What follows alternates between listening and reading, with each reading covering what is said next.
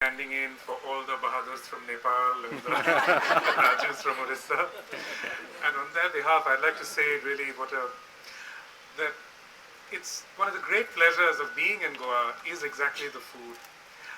I first came to Goa, it's over 35 years ago, as a college student, and I remember eating at little shacks on the beach, and it was a wonderful discovery then.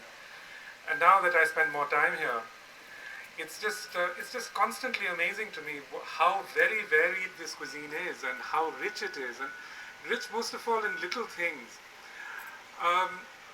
It's so many little things that one comes across every day, like tendli pickle and alli bille, and just the quality of the rice. So many of these things are to me reminiscent also of Bengal. So many of the tastes are sort of familiar and yet so markedly different. But one of the ways in which I think Goan food and Goan food culture is very different from the food cultures of other parts of India, Bengal included, is this wonderful embrace of cosmopolitanism, something which Fatima has described so brilliantly in this book. I once thought that in my garden here I would grow only local species. And I looked around this garden, and after like about 10 minutes, I realized it's completely impossible because there's the guavas, there's the chiku, there's the kaju. Everything has sort of flowed in here in this marvelously rich way. It's one of the things which Fatima describes so brilliantly in this book, something that Vivek touched upon when he talked about mushroom samosas. But Vivek mentioned that the mushroom samosa was born 20 years ago.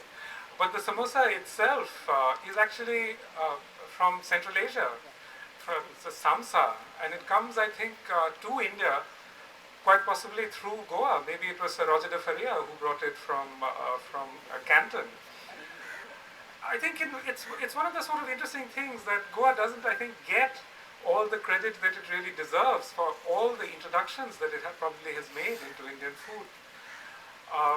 And I do think that a book like Fatima's, and Fatima is so extraordinarily well placed to write this book because she's a wonderful scholar, she's a wonderful writer, and, well, this I'm told because I haven't had a chance to try it yet, I believe she's a wonderful cook.